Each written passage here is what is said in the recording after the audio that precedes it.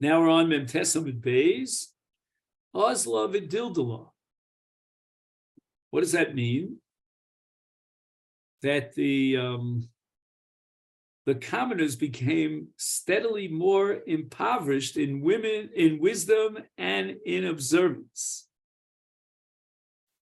V'ein shoel, v'ein mevakesh. There's nobody's inquiring, nobody's searching. Al miyesh lishon al avinu shel shamayim. Be'ikvasa de meshicha. Chutzpah Yazgi, one of those famous sentences in Shas, in the period of Mashiach, insolence will increase. He writes here, Besofa Golos, Samoch Lebias Mashiach HaChutzpah Tisrabe. And in the note, he writes that Rabbi Chanan Wasserman, Zechat Tzadik Levracha, said that Chutzpah Levado Yadai Kedelis Gadel. All you need is Chutzpah, and you'll be able to build yourself up. They won't demand of a person of chacha, lo b'chachmasa, lo b'torasa, lo b'yeshamayim shalo. It's all chutzpah. V'yoker yamir. And there'll be inflation. The costs will soar.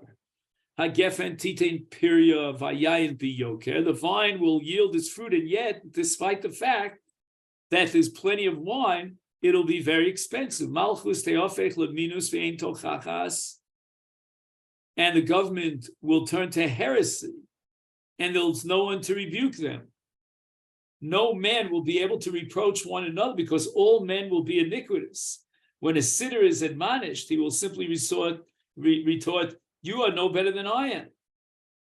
So the bearers of truth will be unable to demonstrate the falsity of heretical views. Beis Vadil is nus. They'll turn meeting places of sages into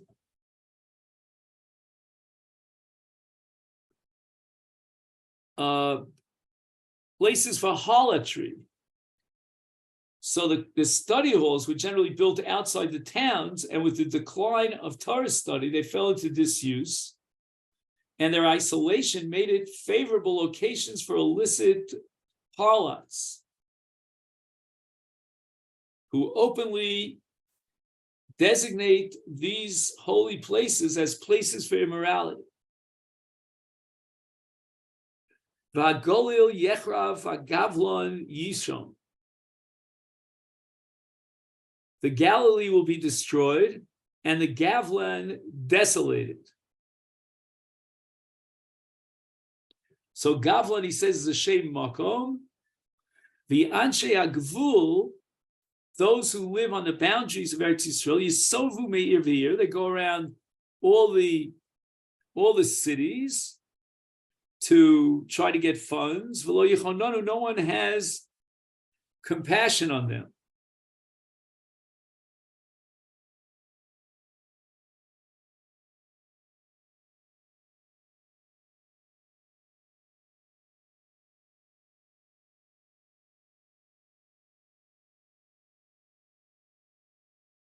Right, there's a whole other pshat here. The borders will be attacked at various points, so the inhabitants of the border towns will be driven from town to town. The chachmos sofrim ti sarach, the wisdom of the sofrim, the scribes, will decay. The yirei chet yim asu, those who fear sin will be despised. Ha'emes tehei nederes, truth will be absent. Na'arim pnei zkenim yalbinu, the youths will embarrass the faces of their elders. Zkenim yamdu b'nei ktanim, elders will stand in the presence of minors. Ben minavel aviv, the son derides his father. Bas kama be'ima kala bechamosa, daughter rise against her mother, a daughter-in-law against her mother-in-law. Oive ish anshe beso, a man's enemies are the people of his household.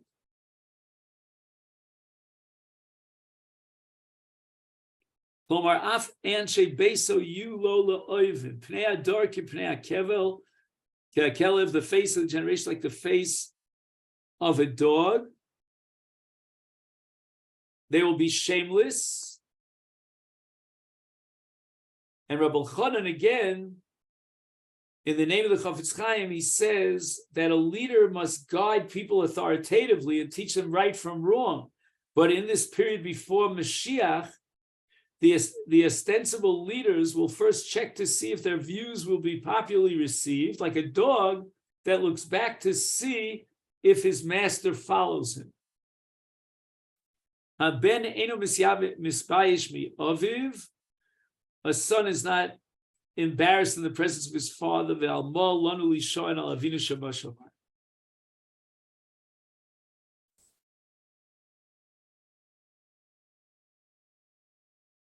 He says that Rabbeinu Meir HaLevi, who lived 800 years ago in Spain, and he wrote the Yad Ramah to Sanhedrin, writes, I'm amazed in light of all these omens, these signs of imminent redemption, that Mashiach ben David has not arrived in our generation. The Malbim, in his Pirush on Tehillim Peites, suggests that the depiction of the final stage of exile should be viewed not as a litany of woe, but a matter of consolation. When the rune foretold, as foretold here in the Mishnah, befalls, and the triumph of iniquity appears assured, that shall signal the advent of Mashiach. And now we're up to the Gemara. Amar Rav. Okay, this is the complicated part. I need a clothing designer here for this Gemara. Lo shanu ela shel melech v'gofris. Right? When the Mishnah had declared that it's also for wearing ataros chasanim, that's only ataros that were made from salt and sulfur.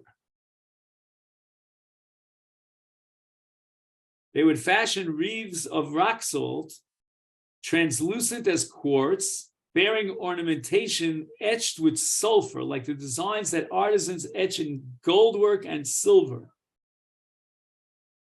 Aval shaladas v'shal vered mutter. Wreaths of myrtle or rose are permitted.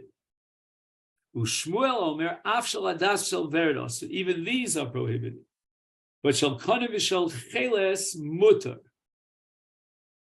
Those of reeds or sedges, he says that cheles is a tzemach kimin guma hagadol b'mayim. Okay, that's based on Rashi. Mutter. That's the lowest level. That's permissible. So reeds of salt and sulfur were the most extravagant. Reeds of rose or myrtle were considered less so, and the wreaths of reeds were simpler still. Levi Omar afshal kanev v'shal chelos also v'chein tani Levi masnisa afshal kanev v'shal chelos also. According to Levi, it was an absolute prohibition, all inclusive. And apparently, the Rambam in Hilchos Tinius Perkei paskins like Levi.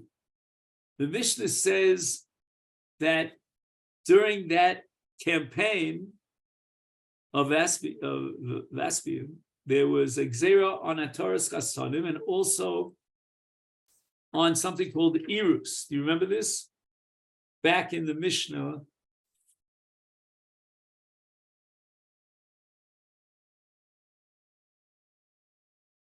during Vespasian's campaign, the sages decreed on groom's wreaths, V'al ha'irus. Okay, now we're trying to figure out what irus is. My irus. Amar Rabbi Elazar tavla dechad puma. A bell with one clapper. Hamon shemenagnim bo bebeis hamishte.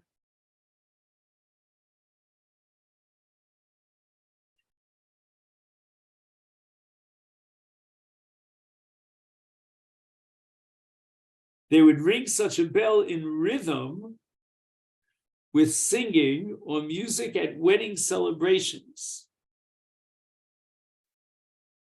Okay. Rabbi Bar Huna Avad Leile Tanbura.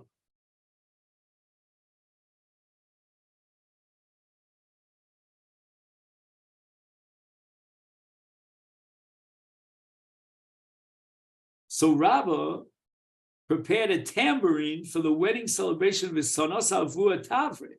But when Rabbi Bar Huna's father came and arrived at the wedding, he smashed it. Amalei Michlaf Betavla de Chadpuma. A tambourine can be confused with the iris that we described before, the iris, which is a one-clappered bell. So if we allow the tambourine at a wedding, people mistakenly will come to permit iris as well. Seal Ovidle Apuma de Chatzpa.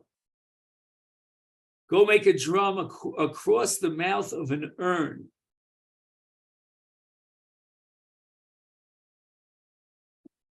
Kolo dome lekol pa'amon. But if he makes a kli negina, al yedesha timtach, he stretches or al pi akad or al pi kafiza, oz tuchal lenagimbo. Then it'll be okay, because then it has a different sound, a different pitch.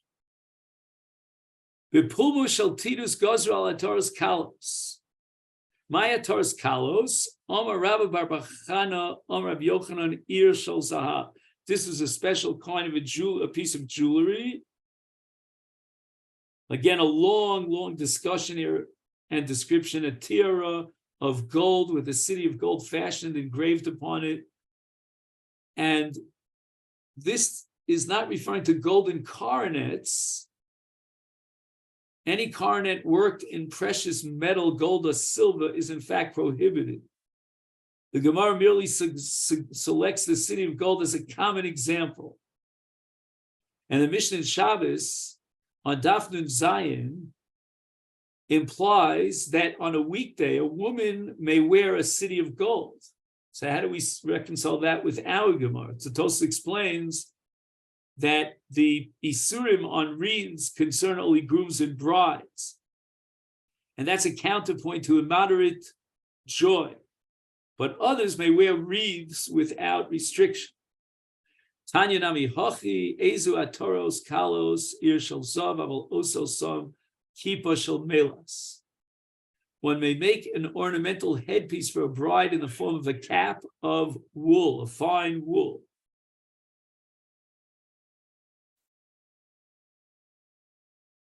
Now Levi, that we just learned, had ruled that bridegrooms may not wear wreaths of any material, but with regard to a bride, Chazal were more mekil, and they permitted coronets except those made of gold or silver, so as to preserve the beauty of the kala. That's based on the Mishnah. Hana, we learned in a brayso, af al chupas chasanim gozru. Sounds like a repetition of our Mishnah. My chupas chasanim, what are these canopies? Zahoris hamuzhavos. Crimson cloths trimmed with gold.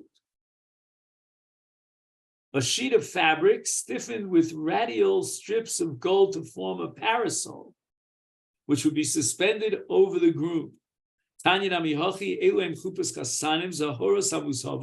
These crimson cloths that are trimmed with gold. Papyrus.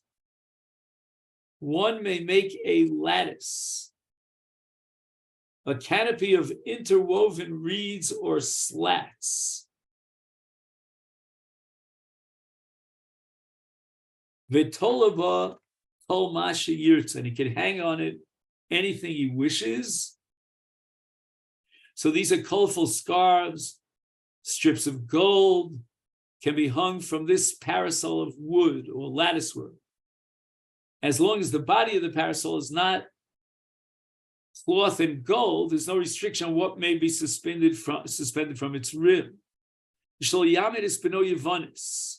Ton rabbanon kishitzaru malchei beis chashmonoi ze al ze.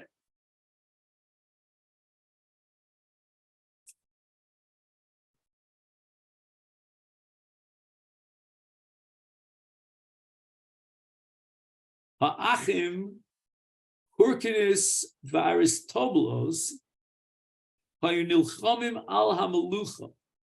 So this is at the end of the kingdom of the Chashmonaim, 100 years after their Malchus. This is the last period of Aisheni. And the kings of the Chashmonaim besieged each other. One besieged the other. Hyrcanus mibachutz v'Aristobulus mibifnim. Aristobulus held Yerushalayim while Hyrcanus was encamped around the city with the Roman legions under Pompey that had enlisted in his cause. Whoa. This is a pretty dark chapter in Jewish history.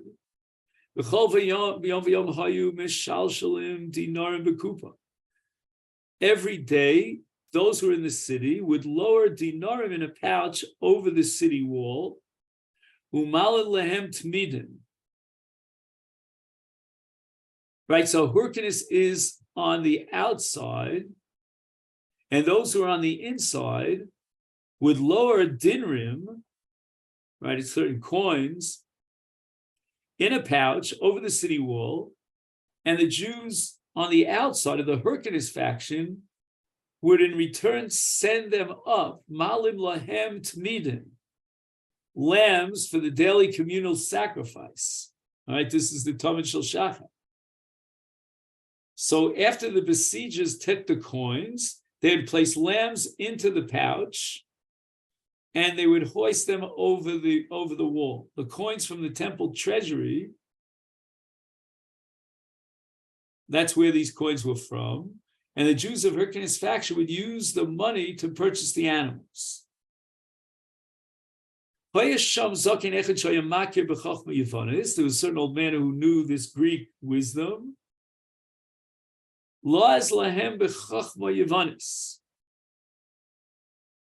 And he communicated with the besiegers in the language of Greek wisdom,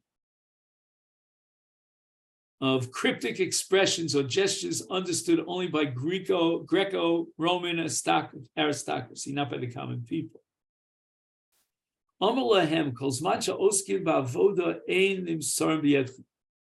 As long as those in Yerushalayim are engaged in the avoda, they will not be delivered into your hands.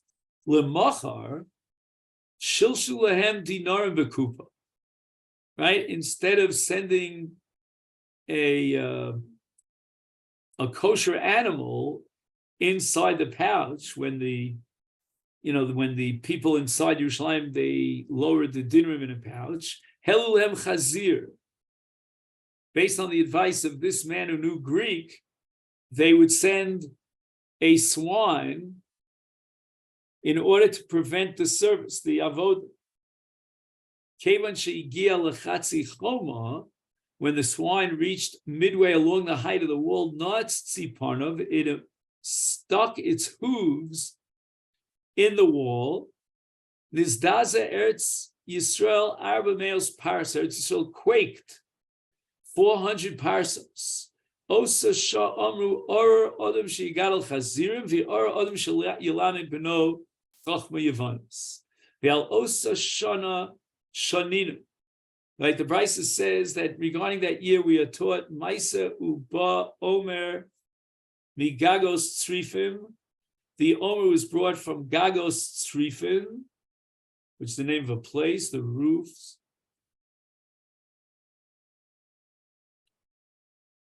Ushtel lechem bikas ein socher, and the two breads for Chag HaShavuos came from the valley of Ein Socher.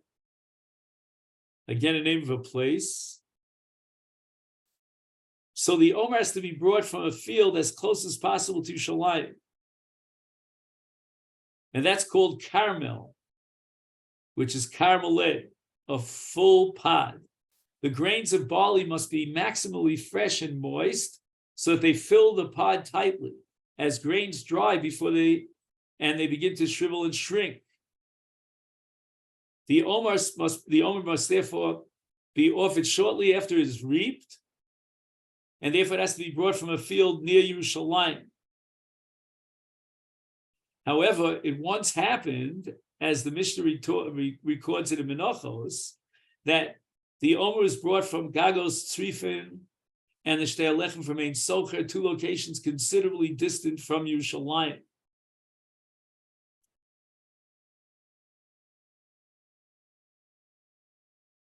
So because the besieging legions had destroyed all grain growing in the vicinity of Yerushalayim, the barley for the Omer and the wheat for the two breads had to be found from a field afar.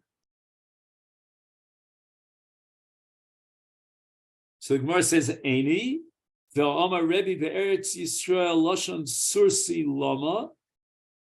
Why speak the Syriac language? Eloi Lashon HaKodesh El Lashon Yavanis. So it seems that Rebbe allowed the spoken language of Greek. Ve'Omer Rabbi Yosef Bavel Lashon Arami Lama. In Babylonia, why do you speak Aramaic? Lashon Kodesh El Lashon Parsi. So Rebbe was urging Jews of Eretz Yisrael to prefer Greek over the Syriac vernacular, and something similar we saw of Rabbi Yosef. So how can the Mishnah say that Greek was forbidden? Lashon Yavanis L'chud, v'Chachma Yavanis L'chud. There's the spoken language, that's okay, the common Greek language, but Greek wisdom was prohibited. V'Chachma Yavanis mi Asira, v'Hama Rabbi Yehuda Mishmuel Mishum Rav Shimon Gamliel. My detziv Eini Ol L'nafshi Mikol Binos Iri. Okay, we're now studying a pasuk in Eicha. And what does it say there? My eye has grown ugly on account of me, more so than all the daughters of my city. Elef Yuladim Hayu B'Beis Abba. There were 1,000 young men in the household of my father. Chamesh me'os lamdu Torah v'chamesh me'os lamdu Chochma Yavanis. V'lenishtar me'em el ani kan. Uben achi Abba b'Yasir. So 500 pupils studied Greek wisdom under Rabbi Gamliel's authority. How could Greek wisdom be prohibited? Shani shel Rabbi Gamliel, shel beis Rabbi Gamliel, dekrovim l'malchus hayu. They were intimate with the government, so they had to know the language. In his capacity as Nasi of the Jewish community, Rabbi Gamliel maintained contacts and dealt with the Roman authorities, among whom Greek wisdom was prevalent. So members of his household were therefore extended a special heter to study Greek wisdom, but otherwise it's prohibited. This Sanya we learned in a Brisa, Misaper Komi Areza Mordechai Amori. To cut one's hair in the Komi style is prohibited because it's Darchei Amori, it's the habit of the Amorites. So this is a particular kind of hair that would be shaved forward in a line running from the ear to the ear, over the top of the head. The hair on the back of the scalp would be left to grow long. And this is a violation of Darchei Amori. However, Ben Ruvain, Avtolus Ben Ruvain, he tiru l'saper komishu karv l'malchus. So here was a person who was intimate with the government, and he had to show up looking like they did.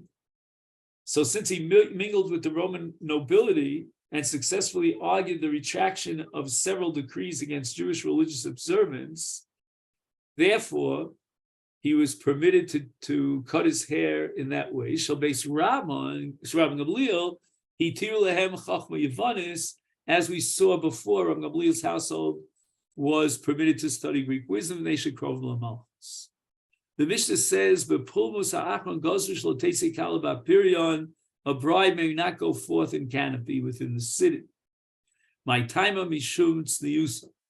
In other words, why did the Rabbanan later permit it? Because of modesty.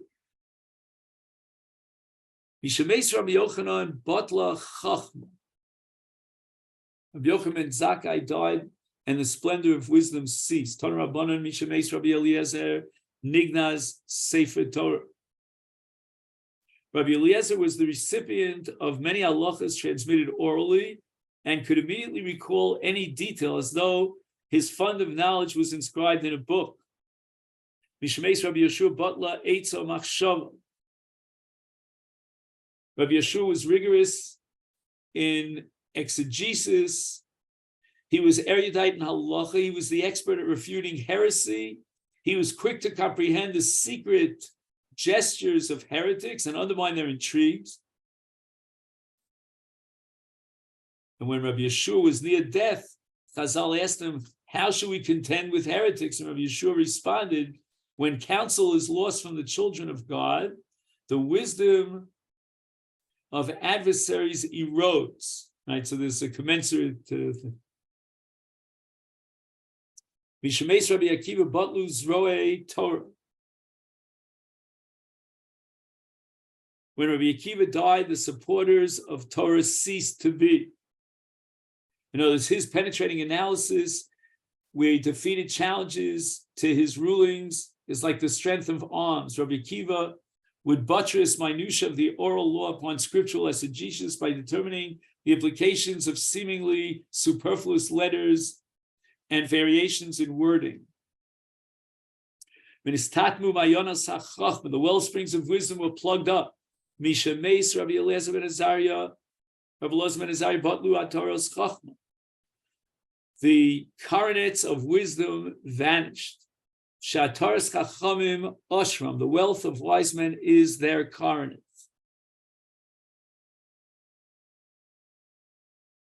Wealth can be an aid to the pursuit of wisdom when apportioned liberally to charity, and it can reflect the virtue of wisdom of its possessor.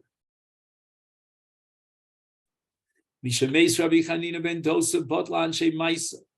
Mishemes Abba Yossi ben Katonta Batlu Chasidim. V'lama Nikra Shmo Abba Yossi ben Katonta Shali Mikatnei Chasidim. Again, this is all a repeat of what we saw already. Mishemes ben Azay Batlu Hashakdonim, Mishemes ben Zon Batla Darshonim, Mishemes Rab Shimon Gamliel, Ola Govai V'Rabu Tsaros. Loka swarmed, and tribulations multiplied. Mishemes Rebbe Huchpulu Tsaros. When Rebbe died, the tribulations were doubled; they increased dramatically. Mishemes Rebbe Batla Nova V'Yira Scheta. Mishnah says, Amalei Rav Yosef Litana. Rav Yosef said to a Tana. Okay, certainly leading Amoraim would retain a Tana whose function was to memorize Mishnayos and Braisos and recite them for the assembled students as though reading from a scroll. Lo tisne anova, take the word humility out. De'ika no, because there is myself. I am humble. Very strange Gemara, but we'll see it in a minute. He says, Omalei Rav Nachman Latana, Lo Tisna Yitzchak De'ika no. So Rav Nachman bar Yitzchak was renowned as one of the most pious men of Bavel. And the Maharsha writes, it is not the manner of Chazal to applaud and commend their own qualities. And he quotes the pasuk in Mishlei, let another praise you, not your own mouth. Rav Yosef and Rav Nachman said this so that the Brisa would not be recited with errors.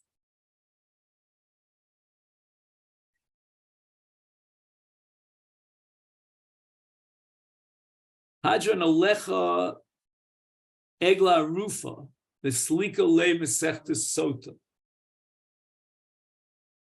Okay, if we had more time, we would start Masechet Gittin, but we'll have to leave that for tomorrow.